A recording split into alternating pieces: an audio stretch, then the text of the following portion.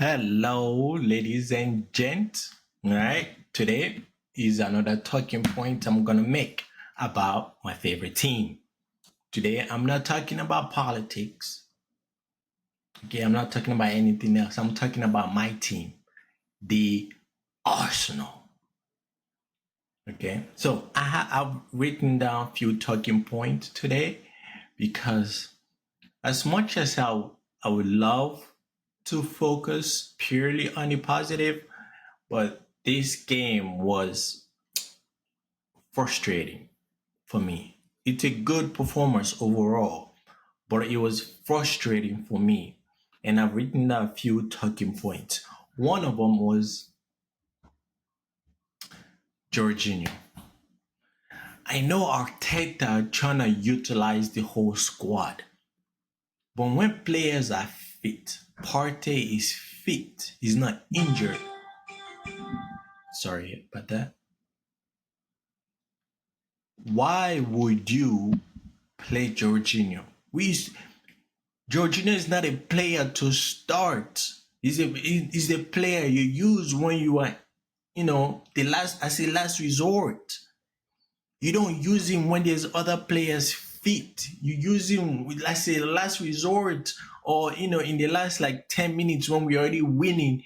You go in there and control the game. When we're trying to win the game need to go faster, and Jorginho is not that type of player. I cannot understand the formation. Like, just give us like Partey and Mikel Moreno and Odegaard. We'll be fine. Or you play Moreno, you put Odegaard and Mwaneri. Fine. Jorginho is not the player to do that. And another talking point is when we are under pressure, the teams, we are getting pressed by teams. Our players are already tired. They are like it's like, 60 plus minutes, 70 plus minutes. Bring in players, like fast paced player, like Martinelli. Bring in Martinelli so he can give at least the defense some kind of, hey, let's not trying to go all out attacking and reserve back.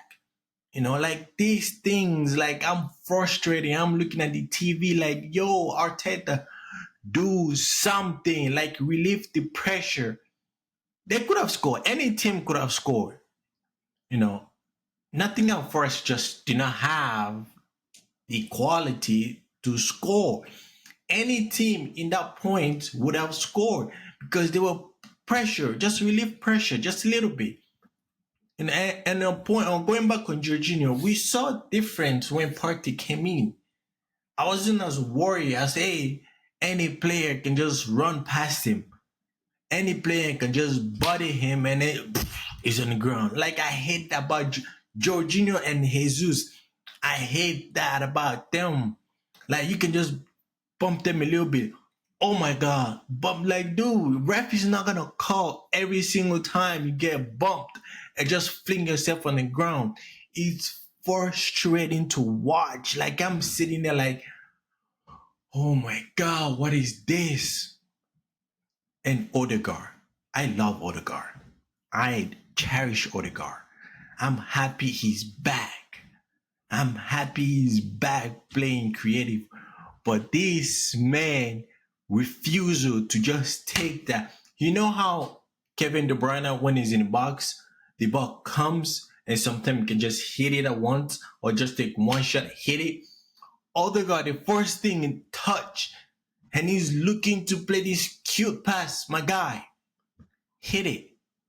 Hit it in the frame. Hit it on the frame. Like, hit it on the frame. You were in the box. You were in the box. Hit it. The direction of the goal. Just put some power in it and hit it there. Don't try to make some cute and fancy pass. Like, it's, oh my God. And we saw Ethan Mwaneri when he came in. Direct, direct. That's what we need. That's what we need in a midfield. Direct player who can shoot. You know when Partey shot and scored? I'm like, why don't we do that more often? Why don't our midfield do that more often? They always trying to do it like in like 70, 80th minute they start shooting. No, shoot from the first half. You give the opponent, thinking, they'll be thinking, hey, if we give them space or time in front of our box, they will shoot it. Like it's not like, oh, we don't shoot until we get to like the 90th, the 80th minute, then we start shooting. No, that's not it. You have to, it has to be a chest. This thing needs to be like a chest. A chest, man. You are thinking 3 step, 4 step, 5 step ahead. If we shoot in the first half, we shoot enough. They give us the chance to shoot from outside the box. We're shooting it. That means they will not be dropping off every single defender in the box, every single player in the box. That means you have players in there, playing one-on-one instead of 2v1, like Saka is playing sometimes 2v1. If you shoot, the box is not going to be crowded. There's going to be players coming out to close space, which should mean there'll be space in the back to put in through other players. Like, I don't understand. It's frustrating. And the slow pace. I hate the slow pace. I know we're trying to play for the back. I hate it sometimes. I'm like, yo, we're trying to score.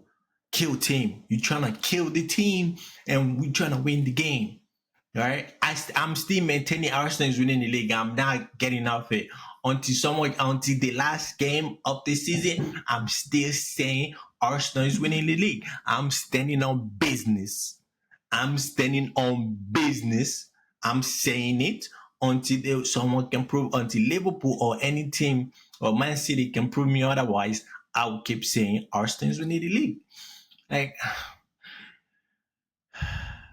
I want my team to do good, to win, to perform good, no injuries. But these little things that I've just mentioned, it's frustrating to watch. Ethan Mwaneri just get his first Premier League goal. You see, he came into the box like before he even scored. You saw just shoulder drop fake, bang, shoot it from outside the box. I'm like, yo, this is what we need. Players that will show a defender, hey, you give me space and you give me time, I'm whipping it. I'm whipping it. Okay, you see, Odegaard. So we should move maybe Odegaard at the 8 and then play Ethan Mwaneri at the 10 because Ethan Mwaneri like to shoot. Odegaard want to be passing. We can do that. We move Odegaard at the 8, Ethan Mwaneri at the 10 so he can go and shoot. Odegaard can do his fancy pass and trying to pull players through. Ethan Mwaneri can be there and shoot and score. We can play that. Since Arteta would like to twist the formation, why don't you do that? At least we can do that. We can see what we have. This may like to rotate all these players that can run. To me, Jorginho is the last resort. Jemcheko, last resort. If all the players are injured, they cannot come in, that's when you bring them in. Otherwise, bench or trying to sell them in January or this summer transfer window. You release them, sell them. I don't care. Like it's frustrating to watch these players. Like I'm calm when Calafiori is playing left back. When Jorginho come in, I'm frustrated. And when Shevchenko come in, I'm like, oh my God, now they're gonna go at him. Like, why am I nervous for him to just play? Because he makes all these bonehead mistakes. I'm calm when Partey is playing in the midfield. When Declan Rice is playing. When Jorginho, I'm like, I know whenever a player just bump him, he's fleeing. Now we are under counter attack. Like I hate it. It's annoying. I hate it, man. Jesus is another one. That man is useless. I don't know why I keep dropping deep. Then you push the defender to press us. You stay up there. You get. I'm frustrating. We won, but it's frustrating to watch all these tiny mistakes. It might be the first game back. There's still a little bit of rust. I have to say that. This is the first game back. There's some rust. Even Saka annoyed me when he was on the box. Did not take that one time shot. He was trying to take too many touch.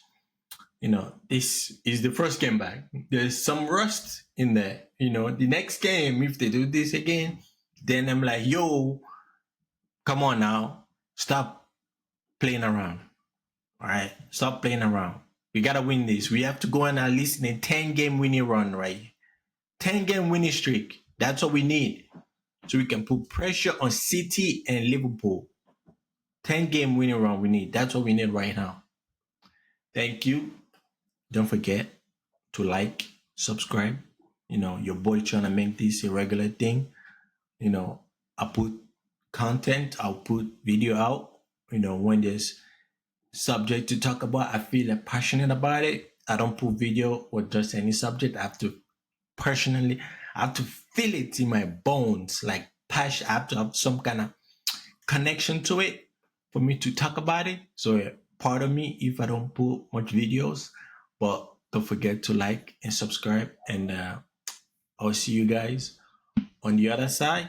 As Dominic Toretto said, see you on the other side.